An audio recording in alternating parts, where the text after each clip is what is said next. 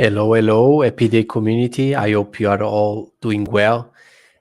So, as you know, we have another week and another great session coming up so we can continue our journey to learn about clouds, in this case, Azure, and also upskill.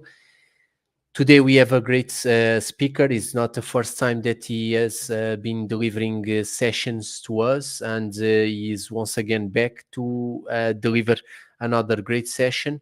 This time talking all about AI. As you know, AI has been a hot topic nowadays. Everyone talks about it, especially when it comes to talk about generative AI. And consequently, it's always good if we refresh our skills and be up to date about the latest trends in terms of AI. Without further ado, I just want to add here on stage Konstantinos. Hi, Konstantinos. How are you doing? Hello, everybody.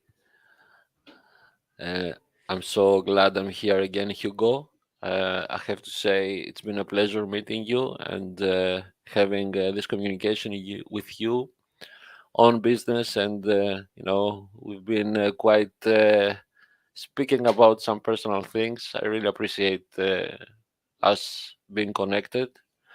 And once again, it's an honor for me to present here in Cloud Launch and Learn.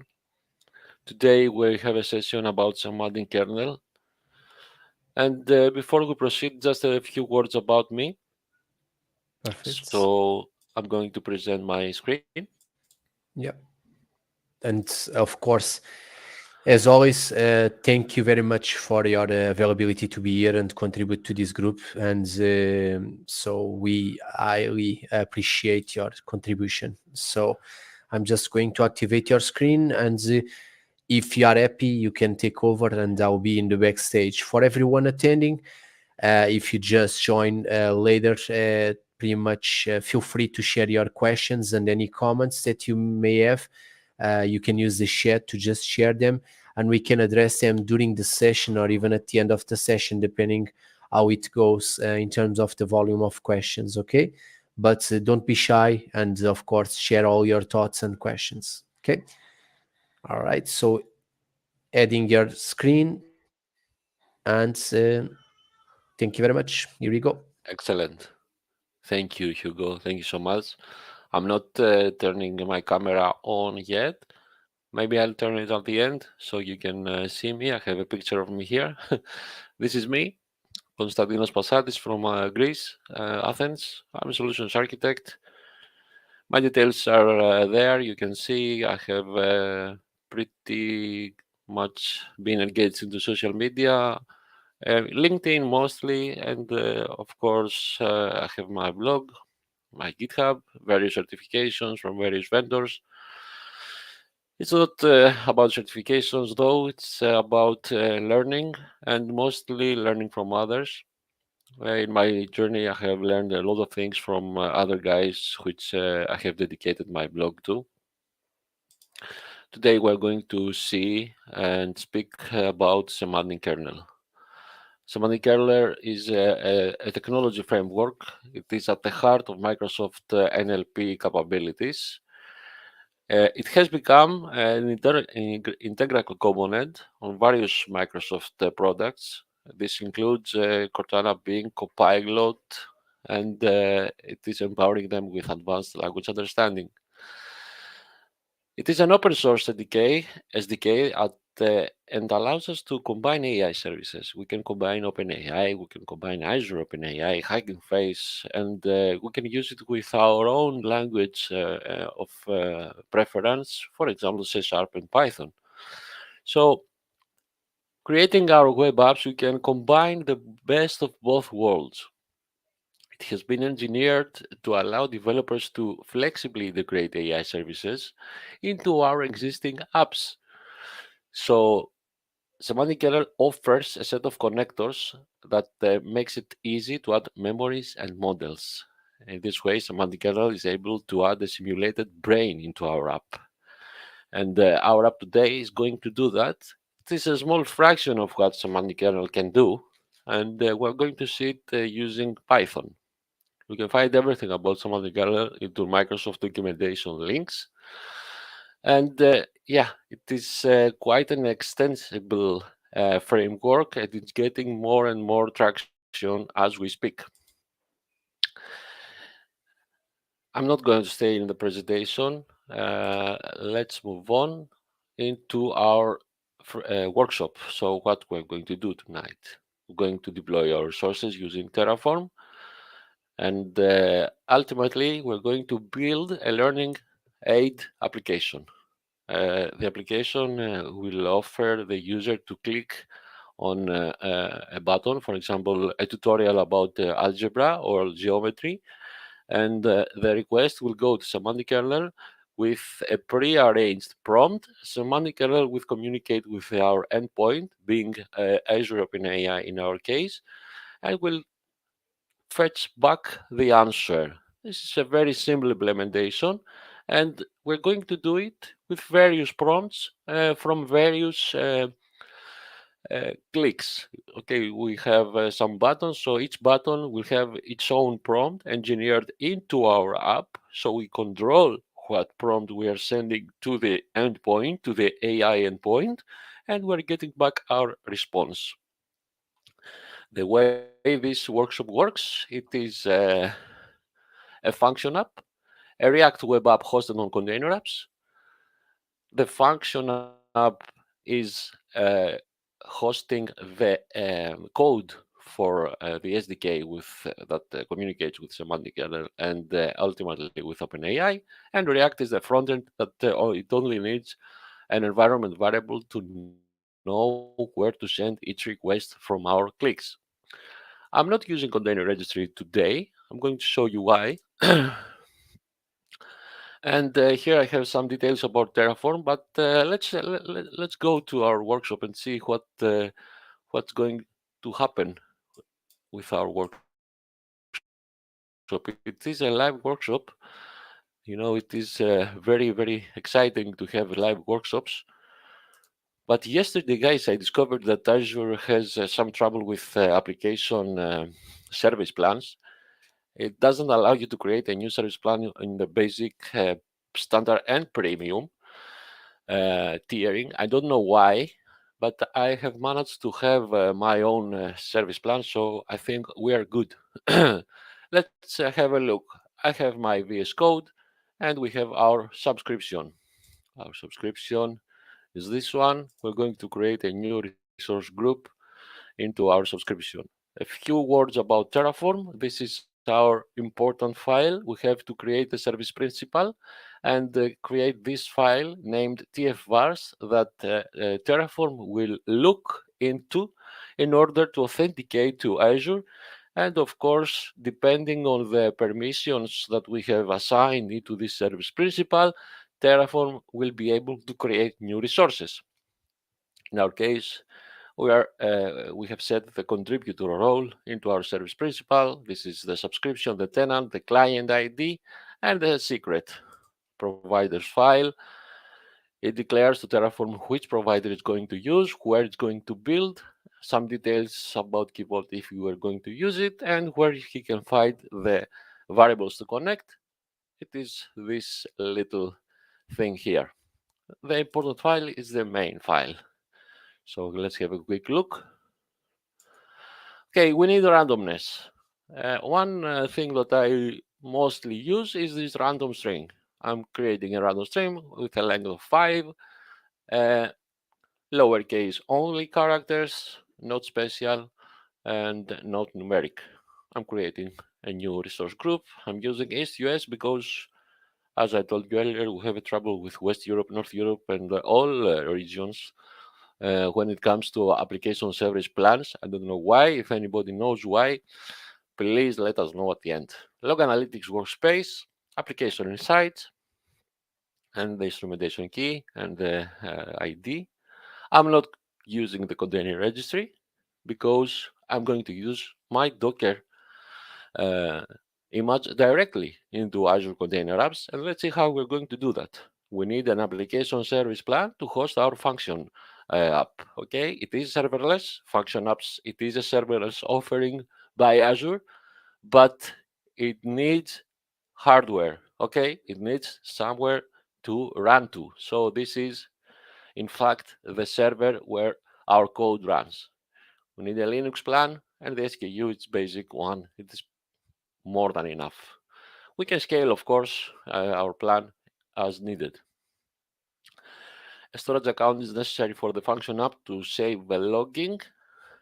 It is needed, so I have created also into our Terraform. It is included. Here is our function app, and here is the a little detail that makes the difference with our automation. Now, if I had here a random name, React as a framework, as a language, cannot have environment variables at runtime. So I have to either rebuild my image after I create my function app and get the endpoint URL, or declare from now my endpoint, my function app name that will construct the URL endpoint, and then have this little detail set into my React environment variables, so it will know beforehand where to send the, um, the calls for the API. And this is what I'm going to do.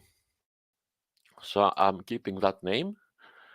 This is our function app, as I said earlier, the storage account, the access key to access it, the application settings, where it will find the application insights. The configuration of the site is a Python function app. Course settings, very important. Many times you may notice that your application won't work because of a course error into the browser. So you either allow everything with a star, or you allow your front end or back end with the URL. I'm allowing everything now. It is not a deployment that will highlight security, okay? But we can talk about it at the end. A user assigned identity, I'm not going to use it. It just exists here. So let's move on. And now our container apps environment. When it comes to containers, container apps, for me, it was something that came like a gift. I'm not obligated to use Kubernetes and be lost into the Kubernetes ecosystem, but I can use containers and utilize the microservices way of deployment and thinking using container apps. It is still a managed service, and we can deploy as much containers as we want to. We need an environment. It is again the resource that holds our apps. And here is our front end. It is our React app. The revision is single. A revision meaning how many instances of our app will run. We need just one. And here is the part that makes the difference. We could use Azure Container Registry, but I have already built my React app into Docker, and I can call it directly from our code into Terraform. So what I have done, I have Docker build, Docker tag, and Docker push my React frontend image into Docker. This is the way that I'm declaring into Terraform. And now Azure knows that this syntax means Docker. So it's going to look into the Docker Hub. It is a public image, and will bring the image into container apps and will host it. And ultimately serve it, because I'm having this configuration, meaning it is an ingress setting, meaning send traffic to port 80, 100% of the traffic, and use the latest revision. I'm going to output just the FQDN so we can hit it, but we will know it because we will open the portal. So in fact, this is one-click deployment, okay? Before we deploy, let's have a quick look into our React. It's not that hard to do a React application. I'm not a developer, guys. I'm not a coder, but with some help from our beloved AI, either OpenAI or Azure OpenAI or whatever AI you need, you can find some help and make your ideas come true. React has been quite easy for me to understand. This is the only file that is the main file here, the app.js file, and some additional files that construct the parts of our web app for example, the quizzes or the tutorials that we're going to need. You can see here what happens when someone makes a click.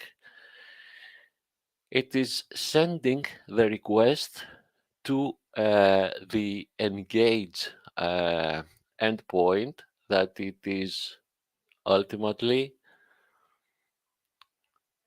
let's see from the tutorials, it is ultimately this backend URL. So each time that we hit a button, it's going to look for this backend URL into the environment variables, into the engage endpoint. Okay, you can see here that we have our prompt. Let me show you quickly our prompt. Here is what happens on click. On click, I have already included one of my prompts. So for example, this is the algebra click, the algebra button, and I'm sending to the semantic kernel this prompt, write 50 words on introduction to algebra. Subsequently, other clicks, write the basics of geometry, write the fundamentals of calculus. I have also some quizzes here. The same logic applies. It is calling the endpoint from the environment variables that you saw, the engage route that we will see into our Python code. This is the next prompt. Create a small quiz on algebra with 3 questions. Create a small quiz on geometry, and so on. This is about quizzes. You can construct the prompt in the way that you feel better. You can add more detail, make it more precise, make it more funny, more serious, whatever you like. Okay, you have total control over the prompt. And what's happening? Let's go to the backend, which is the function app, and have a look on our code. What do we have here? We have a trigger. This is our trigger. Okay, and we have a little bit of a twist here. This is the trigger, but we have also into our function app another folder called shared. So the trigger is sending all the requests to the app.py file hosted into function app that contains everything that we need to communicate with OpenAI and ultimately with our semantic kernel. This is the way that we can talk to the semantic kernel. We are using the connector of Azure OpenAI and Azure Chat Completion. We need these 3 settings into our function app. So you're going to see me create these things once we build our function app. We're using the chat completion service, and we're constructing this service within our code, the deployment, the endpoint, and the API key. The maximum tokens is 6,000 with a temperature of 0.5 and the top P setting 0.8. And here is our template, the user input that is coming from the prompts that you saw earlier into React, the system message, and it is a function that we're calling from semantic kernel, chatbot, chat, and here comes the user input. Of course, we can have here additional services that will make our application a little bit faster. For example, caching. We could utilize Redis cache, and each time someone makes a click, the same answer will return to the next user faster because it will be cached into Redis, but we're not going to do that now. So what we're going to do is, let's try to build from the beginning. Let's do an init. What does the init does? It looks into our Terraform files and it downloads the required packages to communicate with Azure in our case.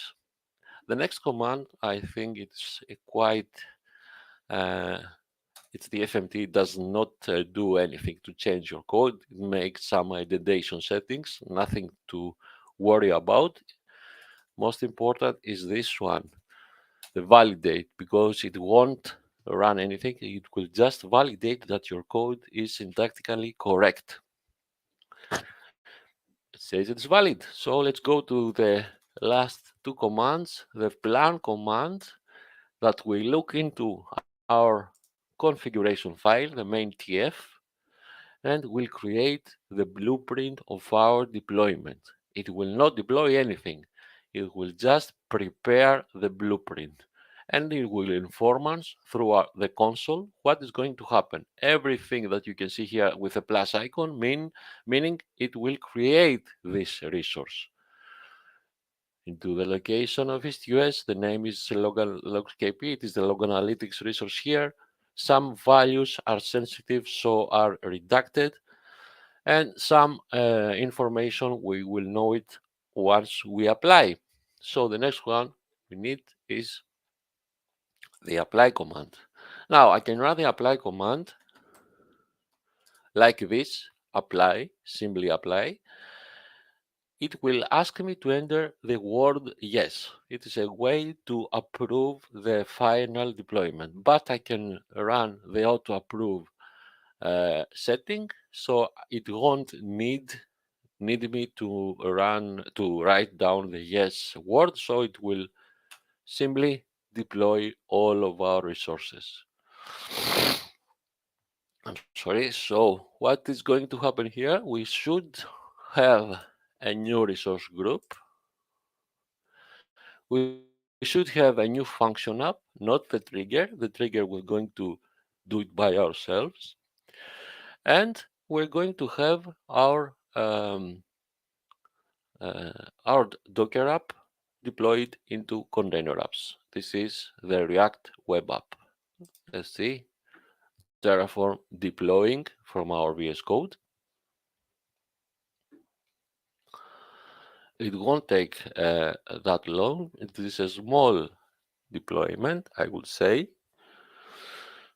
There is a way for React to pass environment variables at runtime. I found a very interesting way to do that from a person that did a great job with that. But we may explore it into another session in the future. I would be happy to show you that. So we can pass the environment variables, for example, into the container app environment. So you won't have to redeploy or rebuild your image when you need some URLs from your backends, for example. Another way probably was to write a script that will take the output from the Terraform deployment and write into the file of the uh, React directory. It's not a perfect way, and it is not a best practice. So for now, I didn't choose a random name for the function app. So my environment variable has a steady name here. It is this one. So yes, everything is deployed. Let's see what we have done. This is our resource group into the East US, the application insights, the app service plan, the log analytics workspace, the container apps environment, the function app, and the React web app. Now it cannot communicate with this one because it doesn't have the trigger. We need to build the trigger. The storage account and this one that is not used, if we have used the Azure Container Registry, we would need this managed identity with a role ACR pool for the container app to pull the image from the Azure Container Registry. But now we are getting our image directly from the Docker Hub as a public image. And for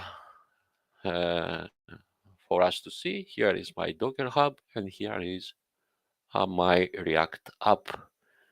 Okay, now let's go and complete our function app with let's build our details. First of all, we need these settings. I could have done them also via Terraform, but in our cloud lunch and learn sessions, I think it is better for us to see some things happening into the background. Automation is very welcome, but some things we want to see them happening and how they happen and how they work. In our case, we need environment variables. You see here the menu had changed. We used to have the configuration setting for function apps where we enter our settings. Now it is transformed to environment variables. I'm going to add the first one being the deployment name. I have already created an Azure GPT, an Azure OpenAI with a deployment of GPT-4. This is the deployment name using a GPT-4 model. The next setting we need is to declare the endpoint. So let's take this setting and add it. Not going to break everything here. I need to copy, yeah. And let's add the setting.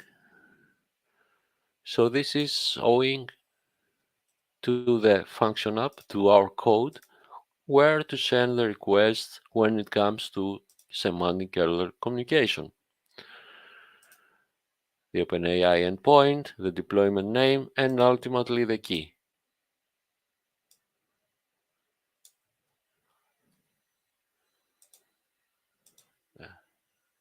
This is our key. The keys are going to be recreated, so don't try to steal them, guys. I'm just kidding. Okay, we have our three settings that we need for our function app, and now let's go and create our trigger. So the function apps has this logic of working. We need a resource with a function app, and then we need the actual functions. Here we have nothing; it is empty. So let's go and create our trigger. I need to be into the directory that has my code. In our case, it is the backend directory. Okay, let's see what's going on here. Yeah, it is a function. It is a Python function app. Okay, you can see here that I have a virtual environment that I could have activated it if I needed to make some changes. It is a best practice to have a virtual environment when you work with Python. You have the HTTP trigger, which is the actual trigger. What is going to be ignored from the functions and the Git if we push into a repo, the host.json, the local settings, if we want to deploy locally and make some tests. I will show you later how we can do that. Before we deploy to Azure, we can test this setting. Uh, our workshop, we can test it into our local environment. It's not everyone able to use Azure. When you have a lot of deployments, you want to test them locally. So it's better to be able to check locally. So now this is the command that we need. And for us to be able to run this command, we need the Azure Function Core Tools extension installed into the latest version into our VS Code. So what does this do? Let me show you quickly. In VS Code, you have the ability to see all your local workspace functions from this menu. It is the Azure extension that contains also this workspace. You can see here that I have a local project that has my HTTP trigger. Okay, and I can use the CLI. And in fact, what's happening here, I'm pushing the code as an HTTP trigger to my function app resource that I have on Azure. We have an update here. So this is the command. I think this is the correct name. Let me verify. Yeah, this is the name of a function app resource. So I'm telling it, push the code that is contained into this directory to this function app resource. So let's do it. Publish it. I have already added our configuration settings, these three settings, into the environment variables as it is named right now. Let's open another terminal and let's see what we had to do for Docker. Let me switch to the front end. Yeah, this is the front end. So there are three commands that you need. The first command is docker login. So you'll be able to log in into Docker. The next command is docker build, because you have to build your image, and this is the command that you need to do to build your image. Don't forget this dot at the end, and this is the tag that you can use. You can use tags because you may have various versions here. Okay, and then you need once more to tag again the image that you have built, because you can have an image and then you can have another tag on that image, or change the name. I changed the name here. The Learning Aid app frontend has changed its public name to React. So now I'm telling it, Docker, with this command, tag this image into my public repo in Docker, in my Docker hub, with this name and this tag. And once this is also run, I'm pushing ultimately finally the image to Docker. This is the syntax. If I had another registry, this would have been the FQDN name of the registry. For example, something.azurecr.io, or another registry with the same type of syntax. If it is Docker, it is enough to understand that we are speaking about Docker. And in my hub, you can see here my image. If I log in also to Docker Hub, you can see under my handle that this is a public image.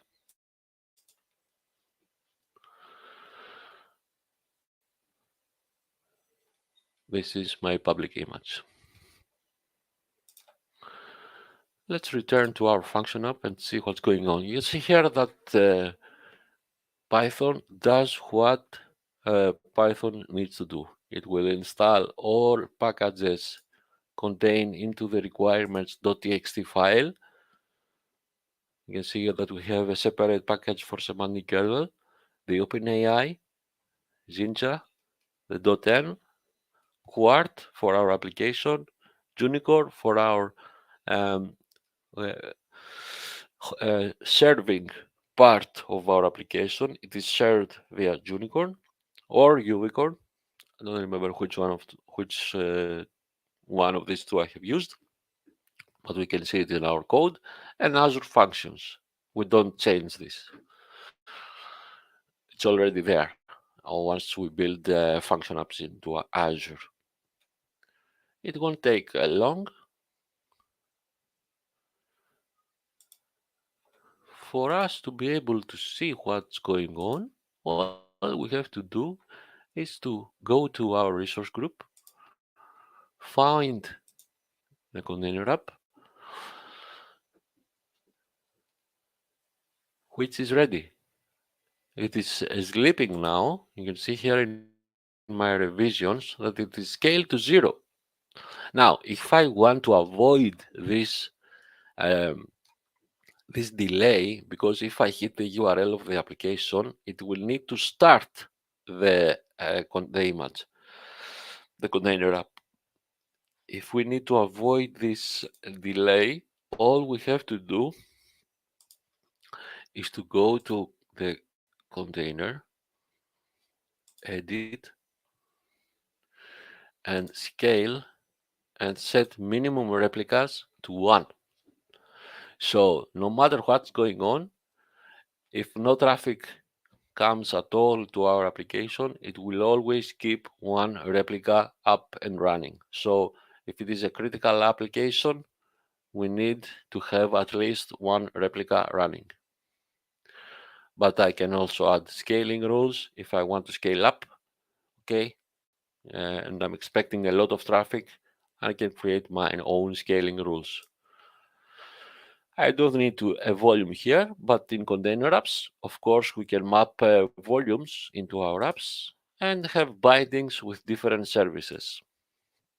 I will not select the minimum replicas, and we're going to see the container apps starting our app when we hit that URL. And where we can find the URL? In the overview setting. This is our URL. Of course, you can create our own custom domain here, our own custom domain and our own certificate if this is not a business smart URL to use. So if you have your clients, if you have your public web app, this is not the URL that you're going to use. You're going to utilize the custom domain option available from container apps to you, and of course use also your certificate. You can add authentication if you want to directly from the managed service named container apps. Let's go back and see what happened. Yeah, our function app now it's built. So if I go back to the function app menu, we're going to see a new trigger into this screen, and it is named HTTP trigger 1. This is what we have sent over to our function app resource. So we've seen a lot of theory. Let's go to the action now. We're going to see our web app working. So I'm here into React. Our containers are zero now. Our replicas are zero. I'm sorry, revisions. And I need to open the URL. Let's go here and hit my URL, and you're going to see that container apps will start one replica once we hit the URL. You see here it is loading, and now it is activating. Once the first packet arrived at this endpoint, the container apps environment started one replica. If we had any trouble, any problem, here we will had an erroneous state. We can see logging directly from the log analytics workspace, also from the console, and we can have our log stream here. Okay, you can see here the packages that came as HTTP, and here is our React app. And now to the fun part, the actual story. Here we have a learning aid app, okay? This application, by the way, guys, it's already published into GitHub, so you can find it, fork it, clone it, do it whatever you like to do. I can also accept contributions, and we can discuss anything that you think that we can do to improve this or make it more appealing for others to use and utilize. A small learning center may utilize this kind of app, especially for newcomers, to start working with some tutorials. So let's see what's going to happen here. The user does know nothing. The user all has to do is open this URL, maybe some authentication if he has a username or a password. And all he has to do is to click this URL. Once the URL is clicked, what happened now? The request was sent to the HTTP trigger of the function app. The trigger activated the engage endpoint where we have our code running. Not this one, this is the trigger. The actual code is into the shared folder into the app.py file. This was very interesting to see that I can do it with function apps. What do I mean? I can have here my main trigger file, the classic version 2 way of creating Python function apps with this way. This is the trigger, okay? It's just a trigger, it doesn't do nothing. All it does it is here. This is the important part of our function app.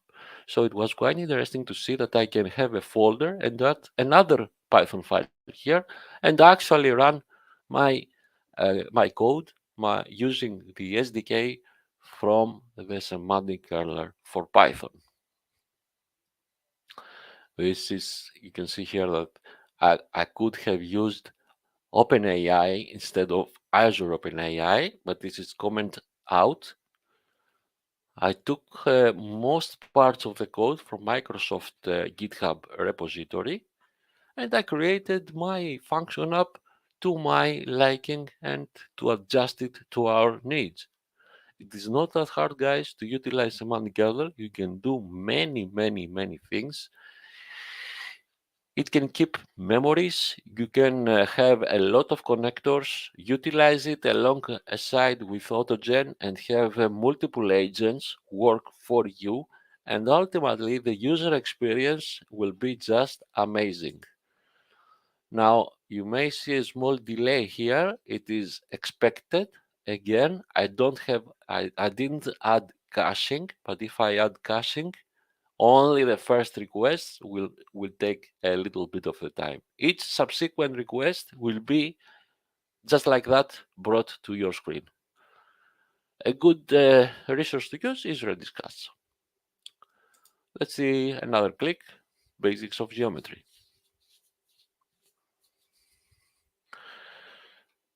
And blah blah, geometry is I could change my prompt, rebuild my React app into Docker, and have container apps just understand what happened in no time. So if I make a change in my React application, I only have to do is to build the application into Docker and restart my container apps revision. That's all I have to do. Now, for our local testing, there is the Docker Compose option. What is the Docker Compose? Using Docker Compose, you can have two images, for example, running into your local environment, calling the images from whatever registry you want to. In this case, I had these images into this container registry that doesn't exist now. So Docker creates an environment that will host these two images, and you are able to click into the front end that will call subsequently the backend and do all these things that you saw earlier. So it's a good way to use Docker Compose to make some local tests before you send your application into your final destination. In our case, it was Azure. So if we go to uh,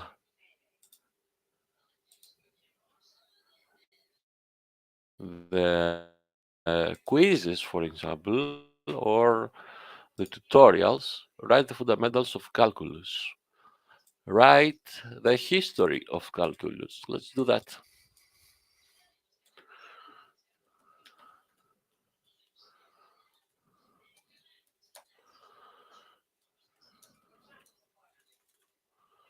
No more than 60 words. Let's say 100 words. Let's save this React app. Now, what I have to do is I have to go to my Docker. I have to build it. So Docker build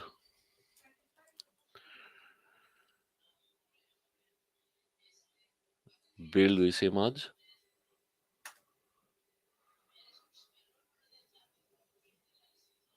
It is important, guys, to have a Docker ignore file, this one, because you don't need these files to be loaded into your image. When the container is ready to run, anything needed to run, it's going to be run for you. You don't need to carry along all these unimportant folders for the case of hosting the image in your destination. Okay, these files are downloaded because the Docker Compose needed them to run, and I needed to make some tests here, so I have to install my node modules locally. I don't have to bring them along into my cloud destination. So Docker ignore will save you space and time. The same, the same for git ignore, func ignore, and yeah. Also, GitHub have a lot of pre-populated ignore files for you, and you can find more details in GitHub. Maybe a little bit hidden, but you're going to find. You can see here that what is needed, it is done right now. It is installing all the required packages, so you don't have to bring along this folder. Now the image is built. Okay, it is a React application Node.js uh, for the framework. Okay, and what is needed, it is just right now uh, installed. You can see here any warning that you would have seen into your local environment.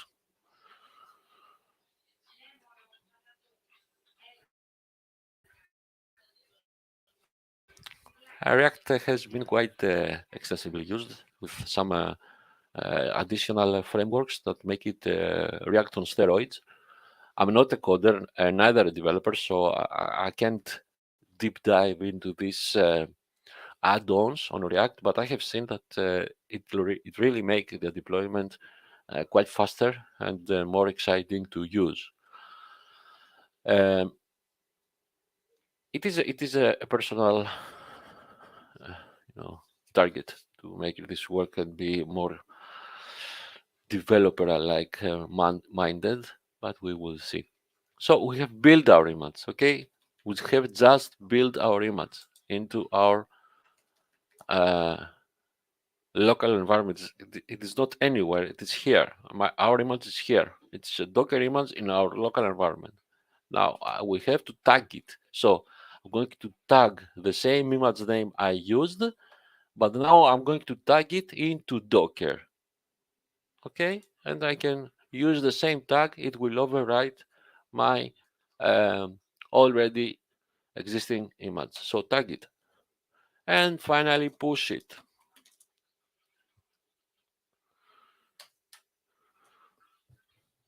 You can see that uh, the way that containers work, what they do, they break down all your code into chunks of code. And you can see that when you push, you can see that some layers already exist. Some needed to be changed. This is the way that microservices work and containers. So we have pushed our image into Docker. All we have to do is go to our container apps environment, and there is a chance that it had already grabbed the new image. But if we want to be sure, all we have to do is go here into our revision and restart it. It will grab the new image when you restart. So I'm going to take this URL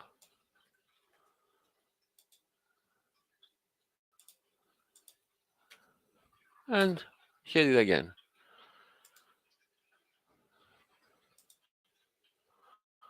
Let's see what happens with calculus. It may not come the correct one in the first time, but the second or third time you will see the new prompt working. Now it is waking up the container app, supposedly. See,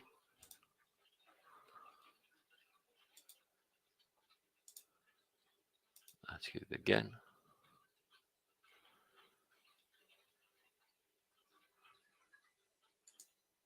Yeah. And now we have the history of hack news, guys, with 100 words maximum. So I'm happy that we were able to see also how we can utilize container apps and how easy it is for us to utilize them. Just a note for you: you cannot create a secondary container apps environment into the same subscription. This is a little bit of an issue for you that you want to make a lot of testing, but with one environment, you can have as many apps as you want to. Also, you can deep dive and start working with Dapper application deployment. It's really useful when you have to carry messages from one frontend to another backend and vice versa, or communicate with other services. Also, you can utilize continuous deployment into container apps. New settings are coming. This is the resiliency in preview. It allows us to recover from failures with retries timeouts, circuit breakers, and connection pools on service-to-service calls. So yeah, quite uh, quite exciting to start using container apps, guys. I think it's going to be very widely used, and then you can take it to Kubernetes. But start with container apps. This is my personal testimony. So really, thank you guys for being here tonight. We can discuss anything you want to, really. I think we have some time. Thank you very much, Konstantinos. That was definitely a really great and actually deep dive session with a lot of hands-on. Uh, we had some questions there, but actually it was more related to AWS, not really related to this session. I don't know. But for now, probably I'm just going to raise the usual questions that a lot of people would probably, I guess, raise in this kind of situation, which is okay, considering that so as per you said and described, the semantic kernel enables you to easily integrate with various AI service, including OpenAI, Azure OpenAI, and more. Um, and you also have, of course, a SDK that you can use. So that means developers can easily integrate with those APIs, because behind the scenes, these AI services are typically exposing APIs. Now, the question is, so given that, for example, on the OpenAI and Azure OpenAI, you also have SDKs available to integrate and use the individual service, what would you say in terms of use case that people should consider to use semantic kernel? Use cases for semantic kernel. This is the question. Yeah. Yeah, I think it's any AI app, any AI integrated app where you need absolute control over the prompts, the functions, the memories, and the skills that you want to integrate into your app. Via the SDK, as you said, Hugo, earlier, you can really deploy your code in a way that you have your maestro, your orchestrator into your hands, and you can drive your AI in whatever direction you want to for your application. Yeah, got it. Thank you very much. And if people want to get started on using semantic kernel, do you have any link that you want to share so they can get started? Yeah, it is the documentation from Microsoft, guys, which is almost every day it is getting updated. Let me find quickly the GitHub where you can find everything here for your favorite framework. I need to connect to share it. So You can use if the give it private to chats. Yeah, you can use yeah the private chat there, and yes yes. I'll post there. Yeah, and So this is the GitHub repo perfect. and the documentation. This is a nice also one. Create AI agents with your semantic kernel.